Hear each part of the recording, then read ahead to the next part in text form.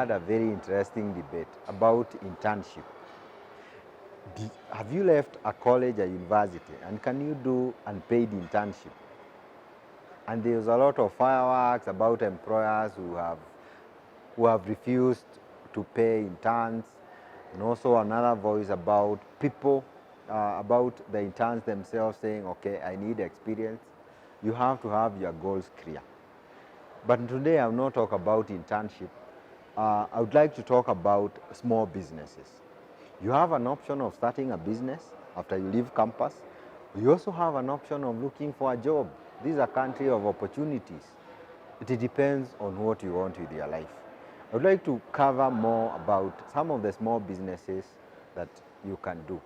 I remember one of the few things I was doing as I was waiting for these jobs, I used to do websites. And they used to make me money, 20,000, sometimes on a good on a certain month, 30,000, sometimes 10,000, sometimes zero. And that money kept me going from the time I left campus up to the time I got a job. There are so many small businesses that you can be able to start. Let me give you some interesting statistics.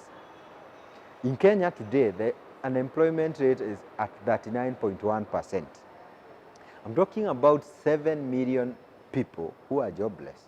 And every year, we have 1.4 million young Kenyans who are looking for jobs.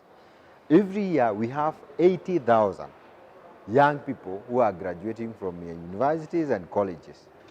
That should get you very afraid, especially as a young person. Remember, you are fighting it out with 1.4 million people for jobs. You need a new way of thinking, and these countries have opportunity for those who are willing to go outside and look for ways of making a living. There are many small businesses that you can start, but I would warn you, especially in a country like ours, a developing country, you don't have the luxury of choosing what you have to do. Those who are doing university courses, some of you hear that they are being banned. You hear Professor Magoha, the cabinet secretary in charge of education, say we are banning 107 degree courses. Don't blame the degree course. One of the things you learn in campus, when you are doing those assignments, reading until midnight, doing those cuts, those hustle, they teach you how to hustle. They teach you how to think outside the box. Those assignments that you do are so difficult and you're wondering, where will I apply X, Y, and those engineering graphs, those who did engineer like me, you're wondering, how will I ever apply it? They teach you to be resilient, to be persistent, to find new ways of doing this, so that when you come out here, if you have a degree in mechanical engineering, you don't need to look for exactly a job in mechanical engineering.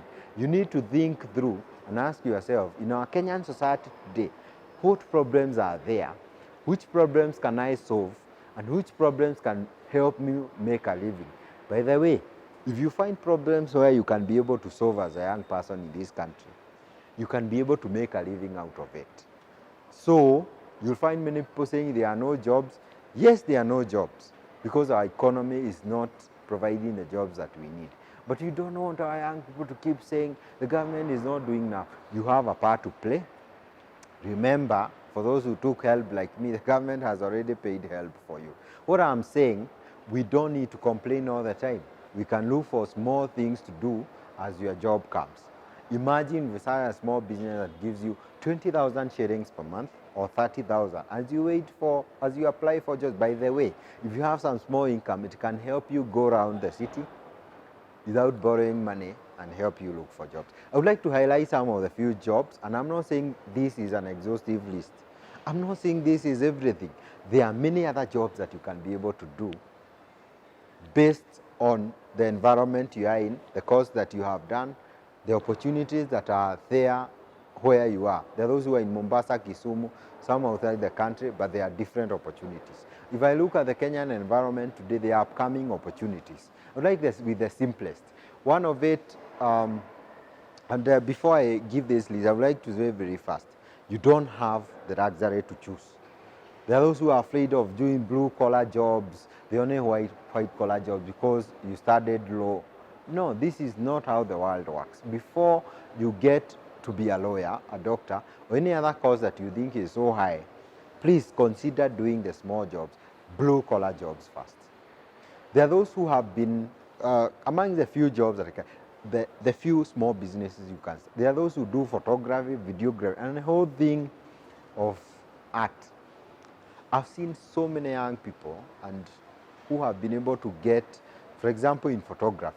I'm not saying that's the only place you can make money, but those who are very keen to learn, you need to be so hungry for you to make a living.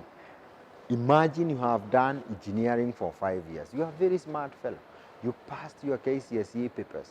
What I'm telling you, wherever you choose, you can be able to hack it. Those assignments you did hack, you can be able to hack it out there. So, for example, those who are interested in photography, if you're able to do it so well, you need to know how to get clients. That's why I'm saying you need to be someone who is a bit creative, someone who is thirsty, hungry, willing to go to another level. You'll be able to look for clients. You'll be able to know what clients need.